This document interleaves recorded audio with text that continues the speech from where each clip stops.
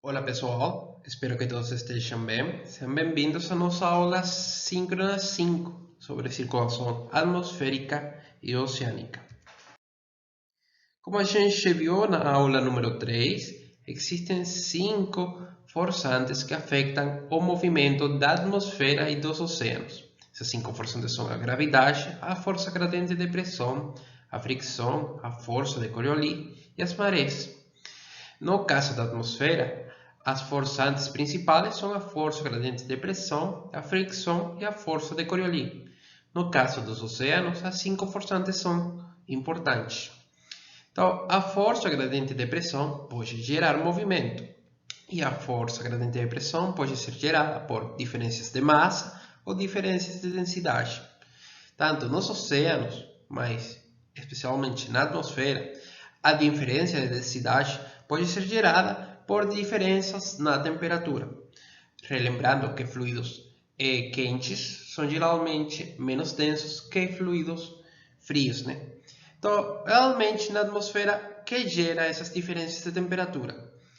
A gente viu na aula 2 que existe um desequilíbrio na quantidade de radiação solar que a gente tem nas superfícies da Terra. Nas regiões equatoriais, cerca dos trópicos, a gente tem um excesso de radiação solar e nas regiões polares a gente tem um déficit de radiação solar pela forma de nosso planeta e por o alto albedo que a gente encontra nas regiões polares. Esse desequilíbrio na radiação solar gera diferenças na temperatura, especialmente meridional. A gente pode observar que as altas temperaturas encontram-se perto do trópico. Nas regiões polares, as temperaturas são mais baixas. Então, essa diferença de temperatura gera diferença de densidades, e essa diferença de densidade é o motor principal da movimentação de nossa atmosfera.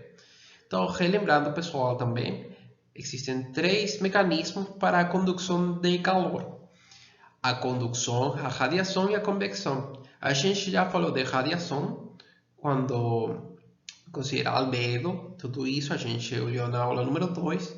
A condução é um processo que realmente é importante em pequena escala, mas que realmente para o transporte de calor meridional não é muito importante. E o mecanismo principal para transportar calor é a convecção, o processo de convecção. Então, a gente vai ver que a convecção é muito importante na movimentação da atmosfera. Então, pessoal, vamos falar agora da circulação atmosférica. O modelo mais simples, esse é o modelo que apresento nessa figura, que realmente a gente teria se a Terra não estivesse em rotação. Esse modelo consta de basicamente 2 células de convecção, uma para o hemisfério norte e outra para o hemisfério sul. Então a gente pode observar que existe o ascenso de ar quente nas regiões tropicais. Esse ar quente é movimentado na base da troposfera para as regiões polares, e depois, nas regiões polares, o aire fica mais frio, mais denso e ele descende, né? Então a gente tem uma zona de baixa pressão no trópico, de alta pressão nos polos, e existe um movimento na superfície terrestre de ar dos polos para o trópico. Porém, realmente a gente não observa isso na realidade, e isso é principalmente o resultado da rotação da Terra, do efeito da rotação da Terra. Então, relembrando, a força de Coriolis aumenta com a latitude.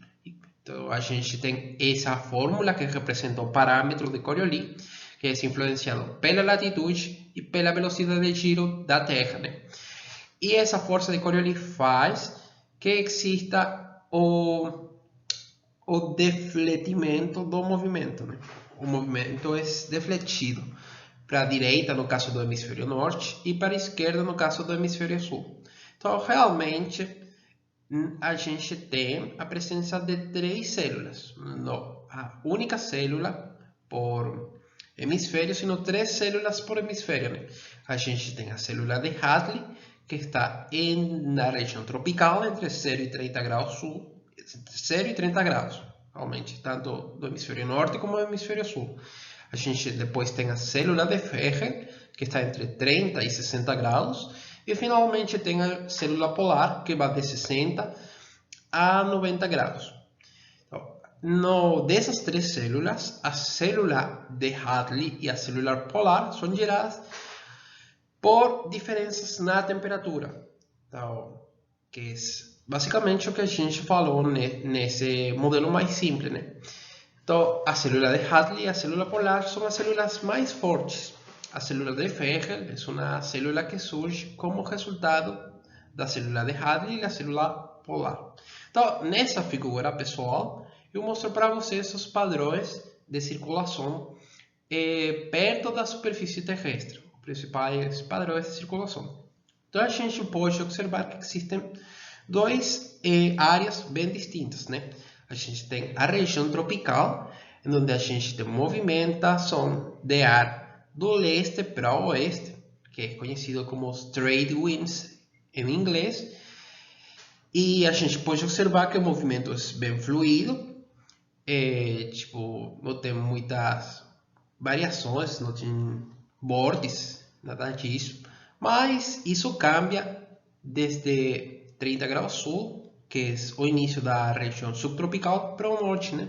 Então, a gente tem essa área onde os ventos são principalmente do oeste para o leste. Esses ventos são conhecidos como os westerlies. Então, pessoal, eu quero destacar também para vocês que realmente a circulação é distinta, né? Como eu falei, aqui a circulação é um pouco mais irregular, destaca-se a presença de vórtices, né? E a gente vai falar um pouco mais disso ao respeito. Eu também quero destacar dessa figura que nas regiões onde as células estão em contato, a gente tem correntes de jato. As correntes de jato são correntes onde a gente tem ventos muito fortes. Então, a gente vai falar um pouco mais das correntes de jato mais na frente, né? Então, também eu quero destacar, pessoal, que se bem esse é o padrão de movimentação dos ventos perto da superfície terrestre, realmente a gente pode diferenciar os padrões de circulação na superfície terrestre no topo da troposfera. No caso da topo da troposfera, a gente tem nas regiões tropicais uma movimentação do oeste para o leste, são os westerlies, uma presença de westerly. Porém, a diferença do caso da troposfera, onde a gente tem uma inversão de easterlies para westerlies, nesse caso, a circulação no topo da troposfera é principalmente westerly, né? De oeste para o leste. Então, realmente é curioso, né?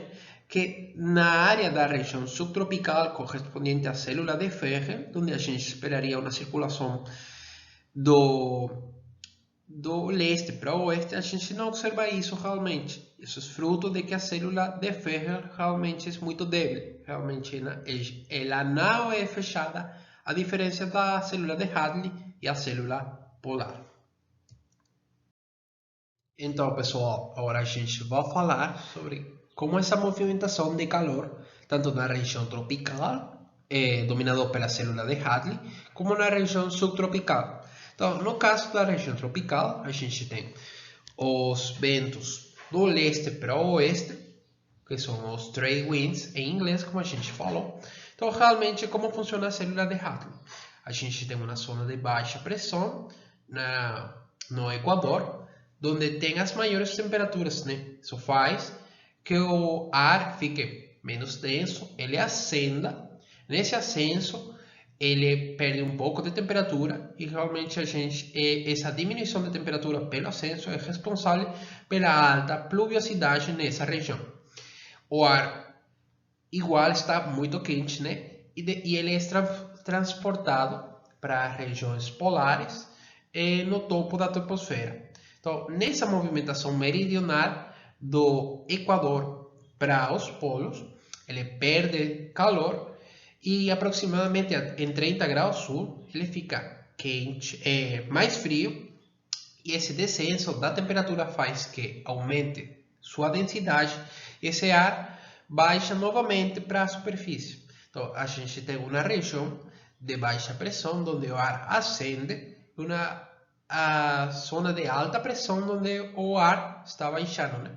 Então a gente tem um gradiente de pressão e os ventos na superfície são movimentados desde a região de alta pressão, que é a região que está a 30 graus, pode ser sul ou norte, dependendo do hemisfério, novamente hacia o Equador.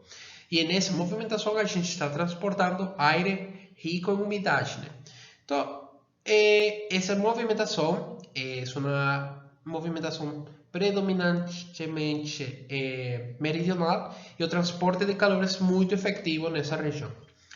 No caso da região subtropical, como a gente tem um efeito da força de Coriolis, realmente essa movimentação da meridional de calor não é favorecido.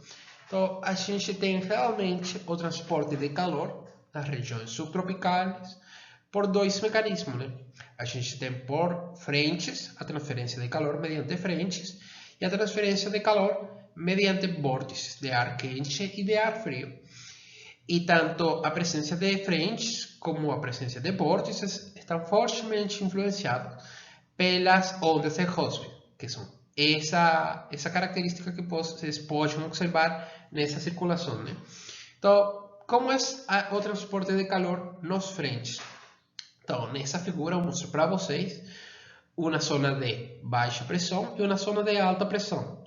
Então, na zona de baixa pressão, a gente tem, que pode corresponder a esta zona, nessa figura, a gente tem uma massa de ar frio, né? Então, nesse perfil A, a gente pode observar que o ar frio, este é um frente frio, muito comum nesta época do ano aqui no Rio Grande.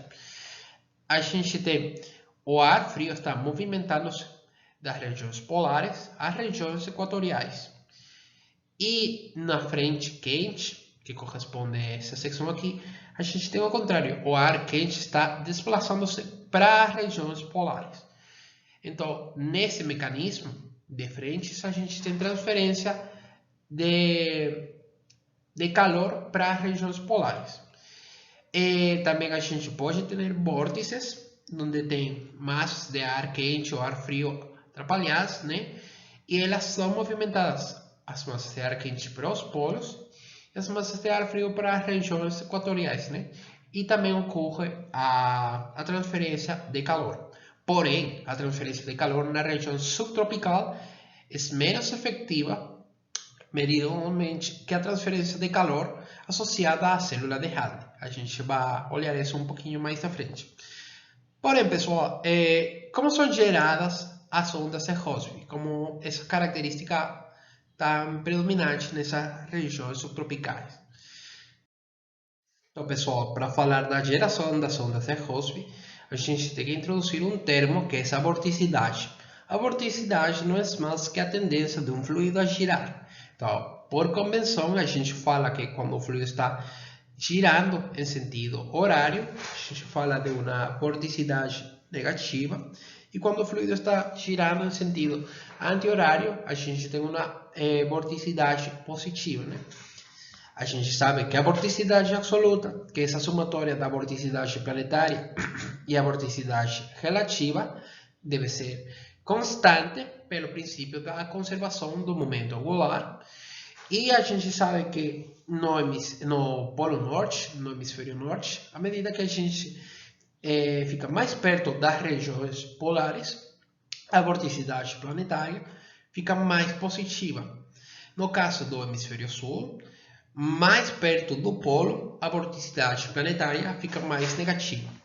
Então, pessoal, a gente tem essa corrente de jato em equilíbrio, uma etapa inicial. Então, depois, por alguma perturbação, que pode ser por diferenças muito fortes de temperatura ou por barreiras topográficas, existe uma alteração dessa corrente de jato na direção de movimentação dessa corrente de jato. Então, ocorre algo interessante, pessoal.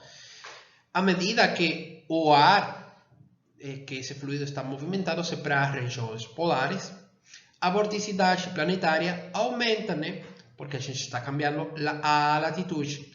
E essa vorticidade planetária fica mais positiva, né?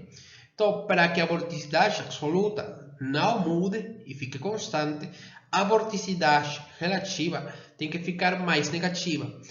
Como a gente tem nessa figura, quando a vorticidade relativa fica negativa, uma vorticidade negativa, está associada ao movimento horário, as massas de ar que foram movimentadas para o norte agora têm essa tendência a girar em sentido horário. E realmente isso ocorre e a massa de ar ou a corrente de jato se movimenta em sentido horário e agora ela se está movimentando para as regiões equatoriais, né? Em direção equatorial. Mas o que acontece? Mientras ela vai mudando agora sua latitude, só que agora para a região equatorial, ela está perdendo vorticidade planetária, pessoal. Ou seja, a vorticidade planetária agora está ficando menos positiva. Então, para que a vorticidade absoluta fique constante, agora a vorticidade relativa dessa corrente de jato tem que ficar mais positiva. Então, o fluido agora tem a tendência a girar em sentido anti-horário. E realmente a gente pode observar que essa movimentação em sentido anti-horário ocorre, né? E então essa movimentação em sentido horário, anti-horário, horário, anti-horário, na circulação da corrente de jato, cria essas ondas em Rossby tão características na região subtropical. Pode ser que essa corrente seja tão forte que realmente ao final a gente tenha o desprendimento de uma massa de ar quente, de um vórtice quente e de um vórtice frio, e a corrente de jato fica novamente em equilíbrio. Então, desse jeito é que a gente tem a movimentação de calor nas regiões subtropicais e pela vorticidade a gente pode explicar como são formadas essas ondas em Rossby. Então, a variação da vorticidade planetária, como a latitude, realmente, e o princípio de conservação do momento angular, faz que o fluido mude sua vorticidade relativa. Então, a gente tem essa presença de ondas em Rossby na circulação atmosférica subtropical. Então, pessoal, como a gente já falou, existem diferenças no transporte de calor. Nas regiões tropicais, a célula de Hadley é muito eficiente, transportando calor meridionalmente. E a gente pode observar isso nessa figura, né? Essa figura representa o transporte de calor meridional. A gente tem as distintas latitudes. Então, valores positivos indicam um transporte para o norte, para o polo norte. Valores negativos mostram um transporte de calor para o hemisfério sul. A gente pode observar que no caso da atmosfera, que é essa linha vermelha, da cor vermelha, o transporte de calor é muito eficiente nas regiões tropicais, entre 30 graus sul e 30 graus norte. Na região subtropical, realmente a gente tem transferência de calor pelos processos que a gente já viu, só que essa transferência de calor é menos efetiva, né?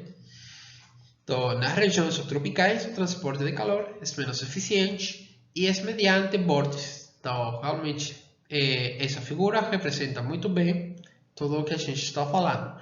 Nas regiões tropicais, a gente tem transporte de calor pela célula de Hadley e a gente tem nas regiões subtropicais e nas altas latitudes um transporte de calor fortemente influenciado pela presença dos vórtices.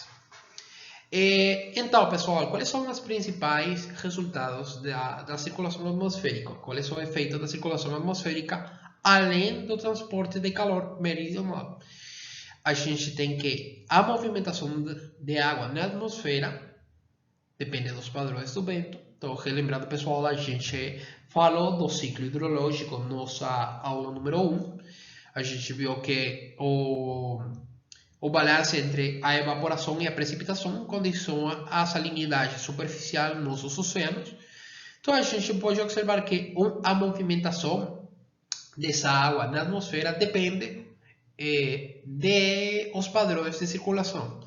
Então, eu quero destacar, nesse caso, o Oceano Atlântico, a gente tem umas altas salinidades na região subtropical.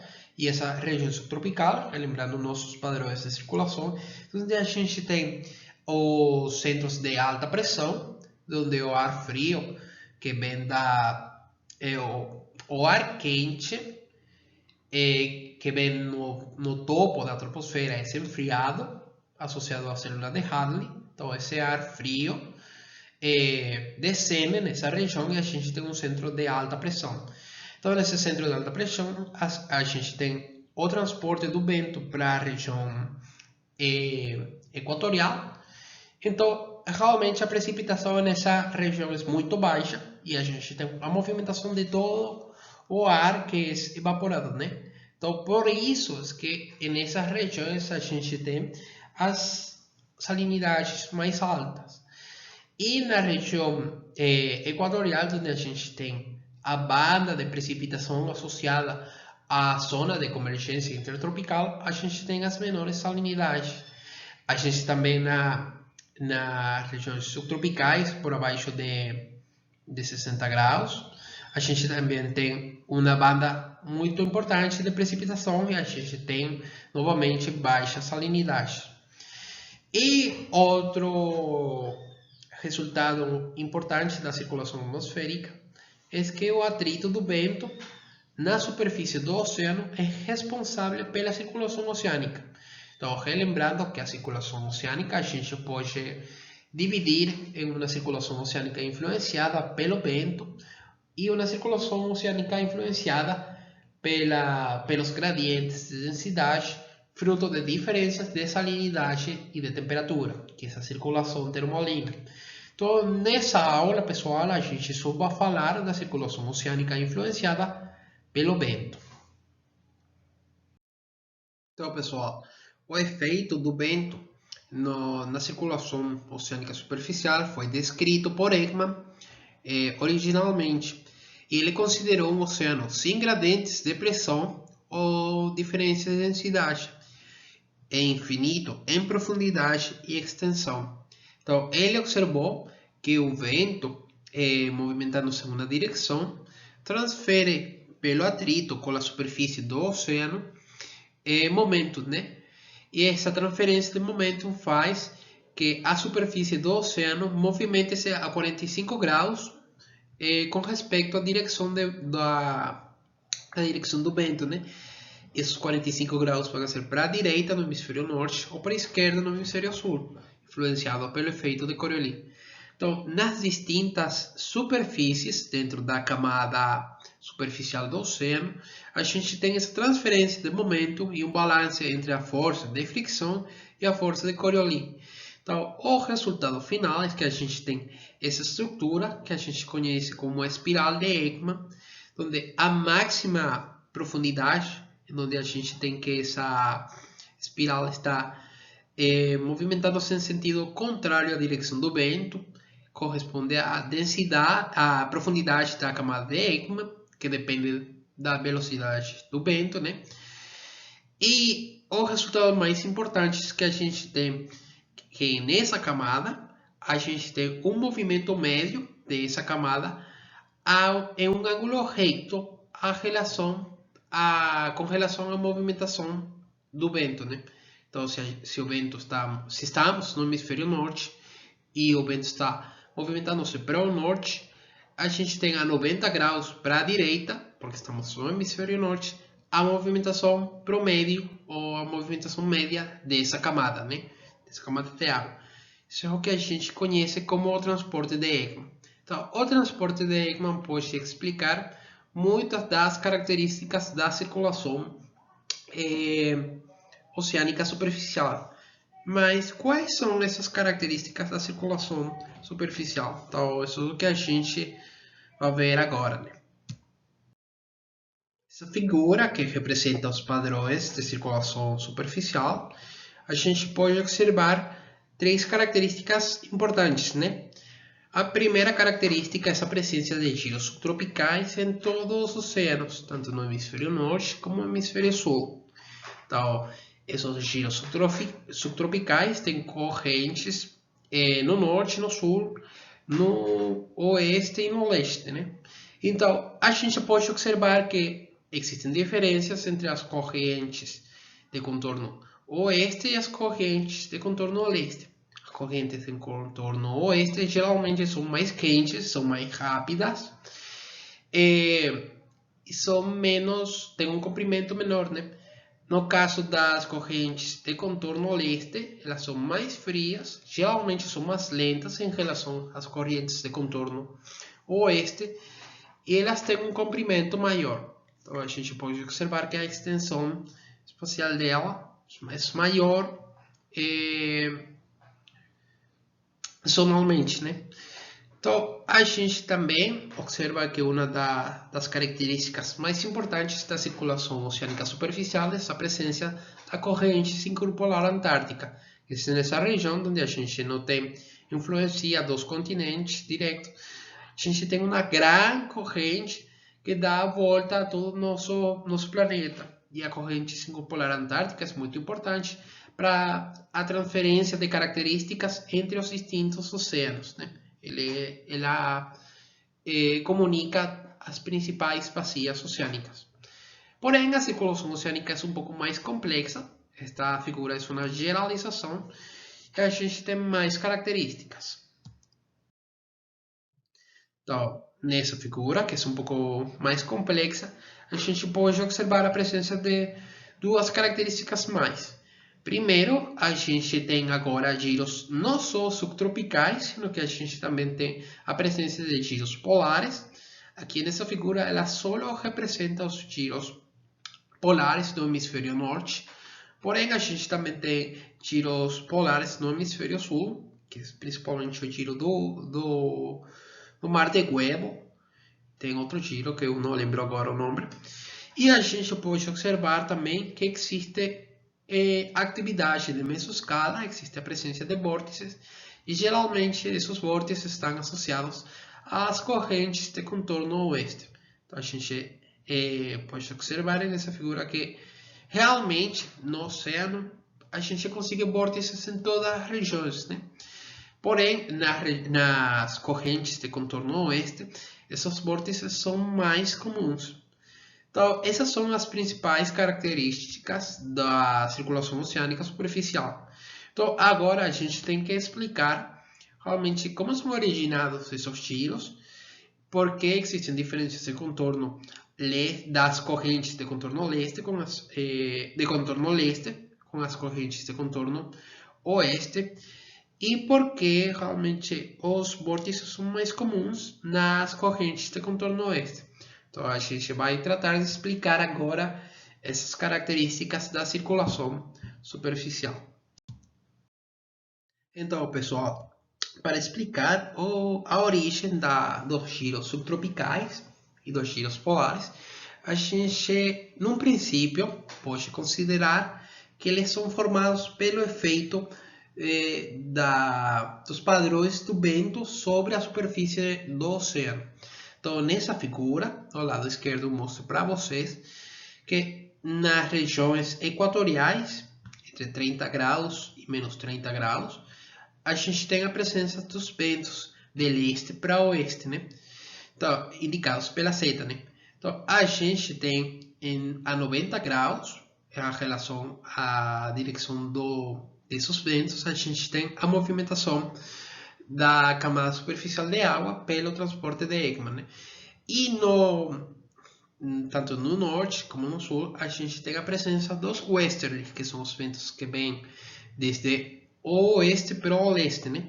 Então, a presença dos padrões de ventos que vêm do leste e que vêm do oeste, elas configuram um giro pelo efeito da circulação do transporte de Ekman.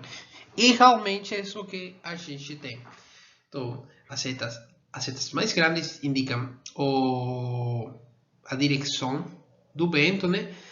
E as setas pretas na figura representam, as mais pequenas representam a circulação superficial, as correntes superficiais, e o transporte de Ekman é indicado pelas setas mais grossas.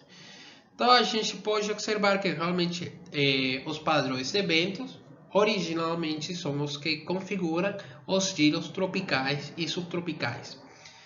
Porém, realmente o efeito do vento não é só o único responsável da formação e a movimentação dos giros, né?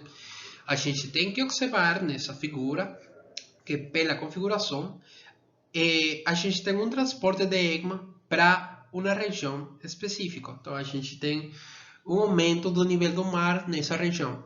Isso que a gente conhece como um alto topográfico, tem nessa figura.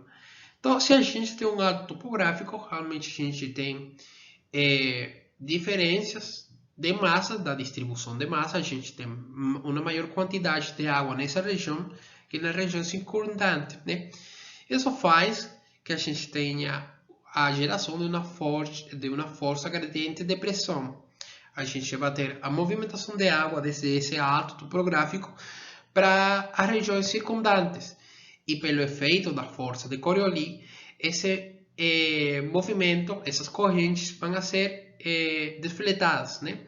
Então, realmente, a gente tem que, pelo balanço entre a força de Coriolis e a força gradiente de pressão, esse alto topográfico vai gerar também um giro geostrófico, nesse caso, em forma dos giros. Então, a gente, no caso dos giros tropicais e dos giros polares, eles originalmente são formados pela configuração dos ventos e o transporte de EGMA, mas a presença do apilamento de água em uma região faz que essas correntes sejam influenciadas também pelo balanço entre a força gradiente de pressão e a força de Coriolis. E a gente pode observar isso melhor nesse perfil que mostra o efeito da força gradiente de pressão saindo do alto topográfico e a força de Coriolis balançando o efeito da força gradiente de pressão. Então, realmente a gente tem as correntes associadas aos giros tropicais e subtropicais. A gente pode falar que são correntes que encontram-se em balanço geostrófico. Então, relembrando, pessoal, o balanço geostrófico, a gente falou dela na aula número 3. É nada mais o equilíbrio entre a força gradiente de pressão e a força de Coriolis.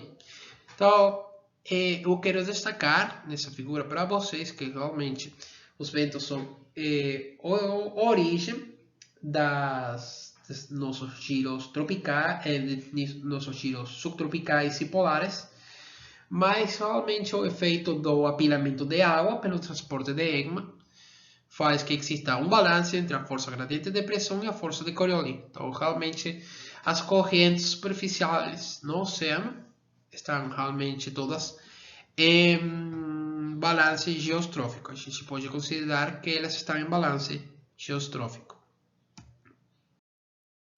Então, pessoal, a gente já falou sobre a origem dos giros, influenciados originalmente pelos ventos, mas a gente também tem um balanço geostrófico nas correntes associadas aos giros.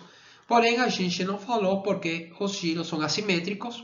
Realmente, o centro dos giros e o apilamento de água associado aos giros encontra-se na bacia oeste. A gente ainda não discutiu porque isso acontece. E também a gente ainda não discutiu porque a gente tem os maiores vórtices na corrente de contorno oeste e porque existem diferenças entre uma corrente de contorno oeste e uma corrente de contorno leste, né? Então, para falar dessas diferenças, eu mostro para vocês essa figura, em onde a gente vai avaliar o balanço de vorticidade nas distintas correntes, tanto as correntes oeste e as correntes leste, em um giro simétrico e em um giro não simétrico, para que a gente observe porque um giro assimétrico realmente ocorre na realidade. Então, como a gente vai falar de vorticidade, só relembrando que uma vorticidade negativa está associada a um giro horário e uma vorticidade positiva está associada a um giro anti-horário. Então, vamos avaliar primeiro no caso de um giro simétrico que acontece em cada corrente. Para o margem leste, a gente tem primeiro que os ventos estão adicionando vorticidade negativa. Lembrando, os giros têm uma direção, os ventos têm uma direção de giro horário, essa é uma vorticidade negativa que a gente tem em ambas bacias, né? Então, no caso do margem leste, os ventos estão adicionando uma vorticidade negativa, né? Porém, a gente tem uma vorticidade positiva, primeiro associado à mudança da latitude. Relembrando, pessoal, que a vorticidade absoluta deve ser conservada. A vorticidade planetária sofre mudanças com a mudança da latitude.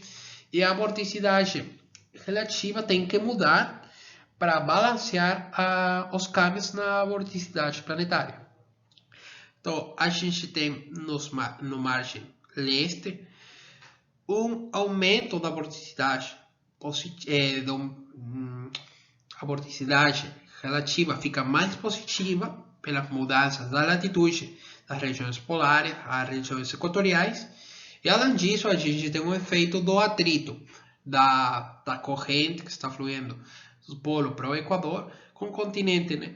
Então, como resultado, o balanço é que a vorticidade negativa que está sendo aportada pelos ventos está balanceada com o atrito com o continente e o câmbio na vorticidade relativa do fluido, que é consequência dos câmbios da latitude do fluido.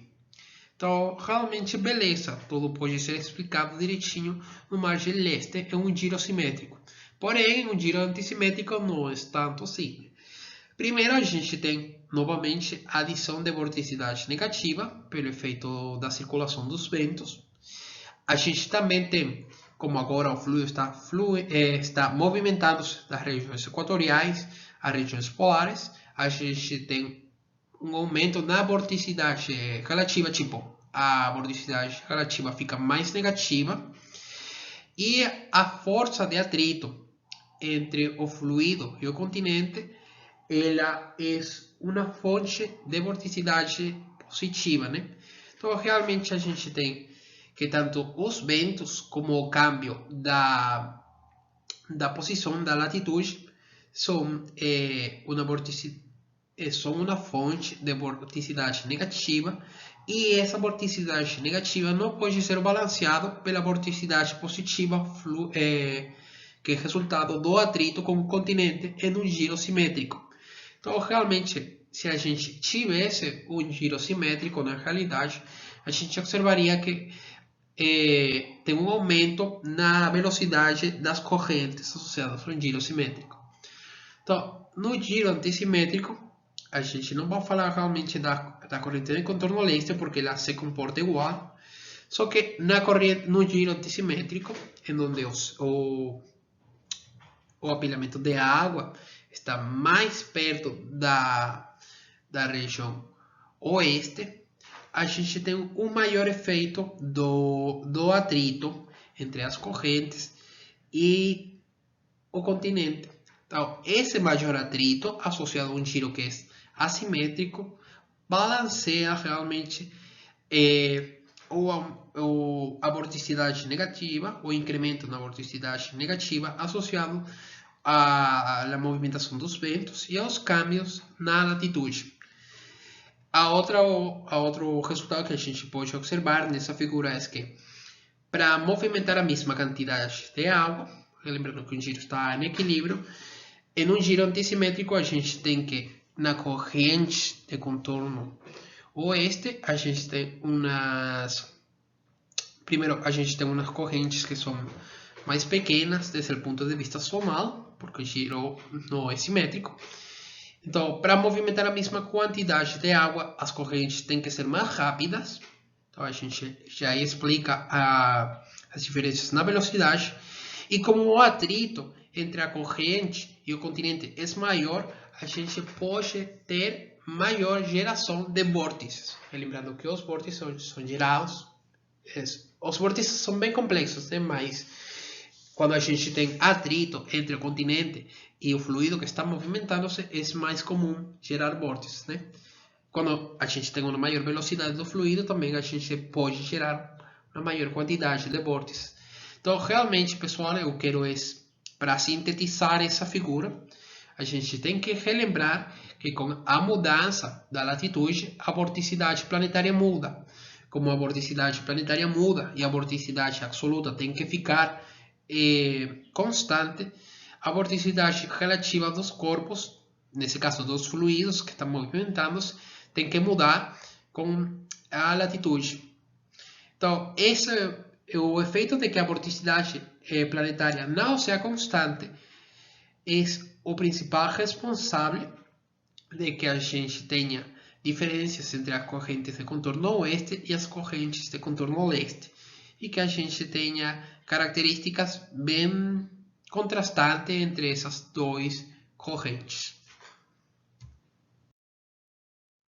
Então, pessoal, com essa explicação a gente consegue explicar como são gerados os giros subtropicais. No caso dos giros polares, o fenômeno é o mesmo, o que muda realmente essa direção dos ventos. Então, o giro está girando em um sentido contrário aos giros subtropicais, mas os fenômenos são os mesmos.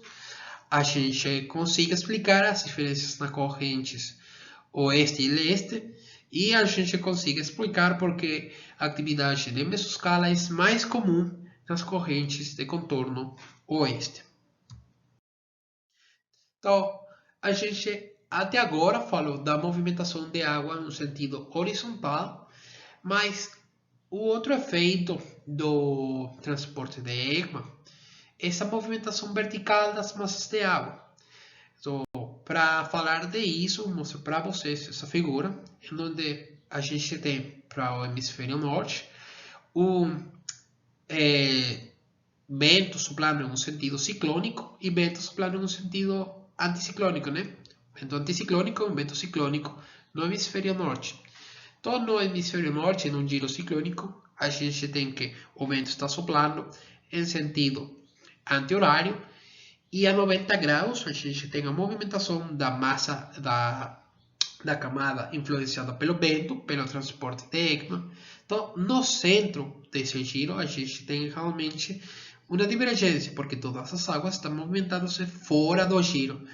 Quando a gente tem uma divergência nas águas, desde o ponto de vista vertical, de movimentação vertical, a gente tem um movimento ascendente, que é conhecido em inglês como welling. Então, realmente, quando a gente tem divergência, a gente tem uma movimentação da água do fundo movimentando-se para as camadas superiores, que é o movimento do welling. No caso de um giro anticiclônico, que ele está movimentando-se no sentido horário, a gente tem o efeito contrário, né? A gente tem o apilamento de água, que isso realmente ocorre em nossos giros subtropicais, né? Como a gente já falou. Então, a gente tem um apilamento de água, e esse apilamento de água faz que exista um movimento de água da superfície para o fundo, né? Então, é um movimento descendente, o que é conhecido em inglês como dogwalling.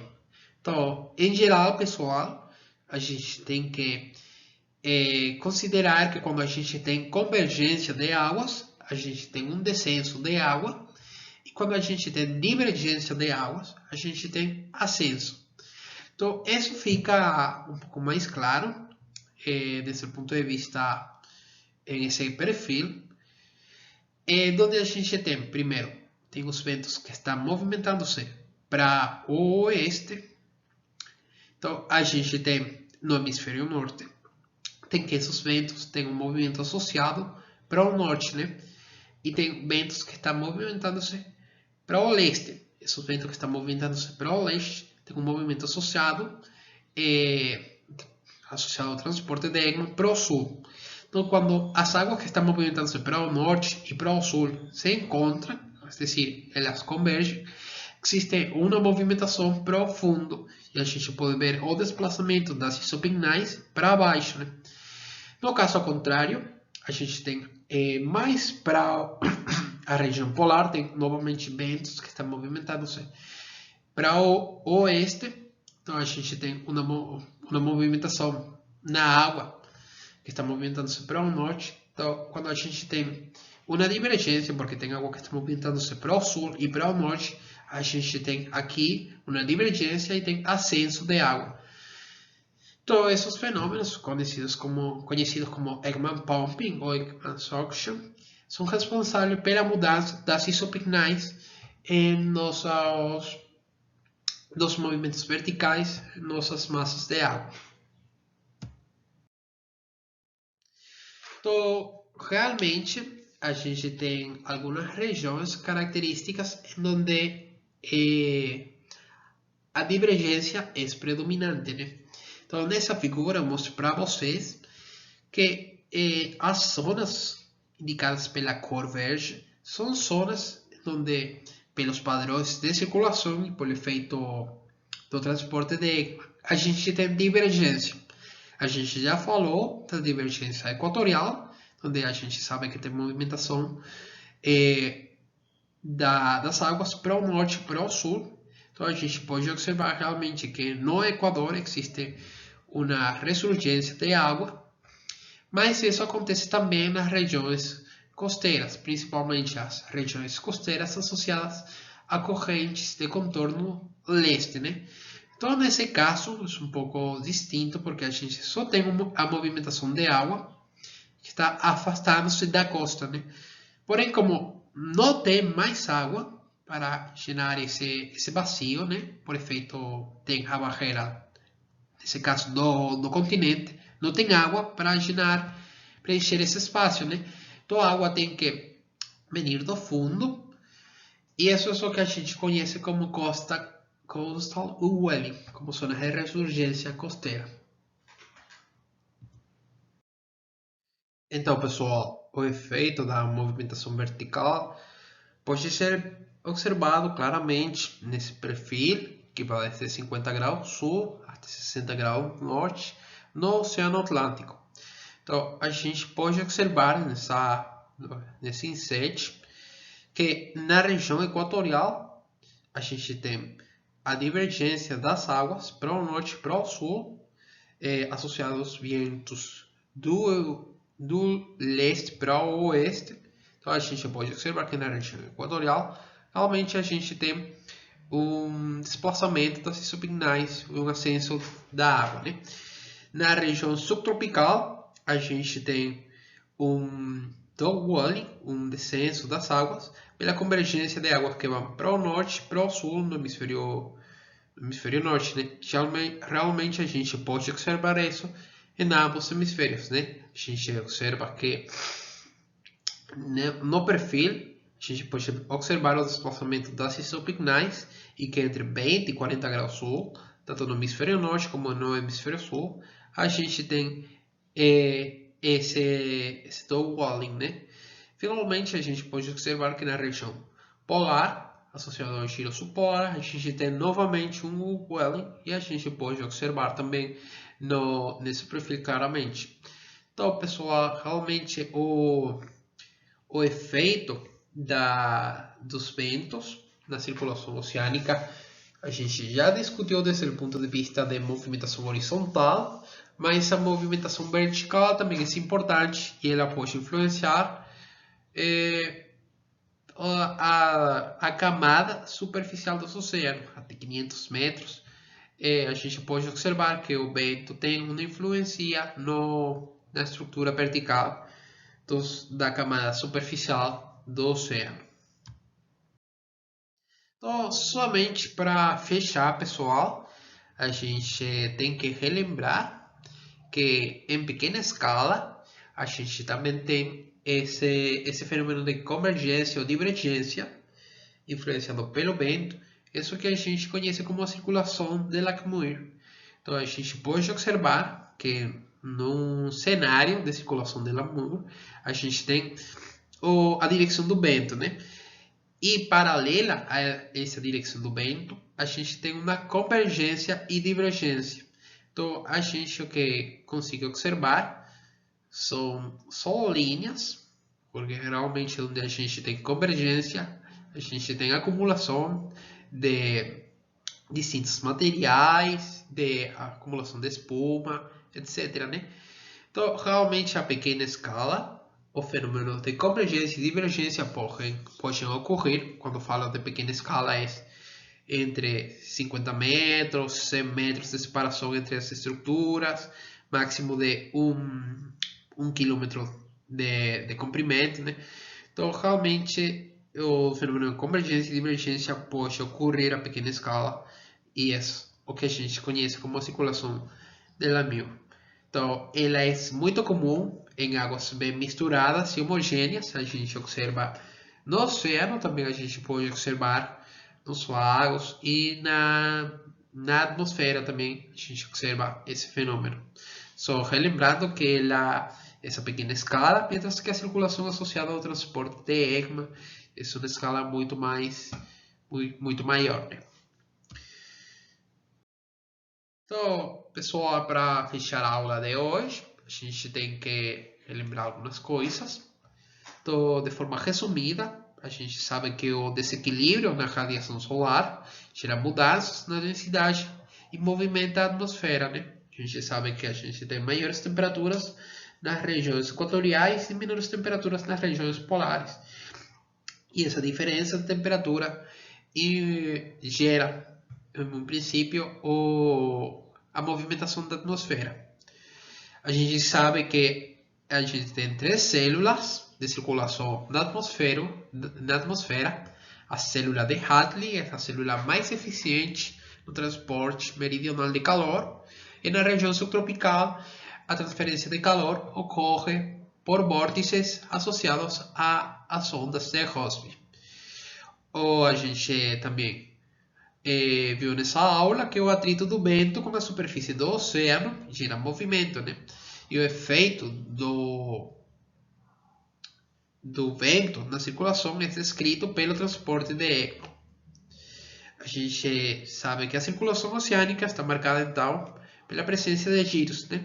A gente tem correntes nos giros e balance geostrófico. A gente também viu que existe diferença entre as correntes de contorno oeste e as correntes de contorno leste. A gente também observou que além da movimentação horizontal, a gente tem movimentação vertical, que é influenciada pela convergência e divergência de águas.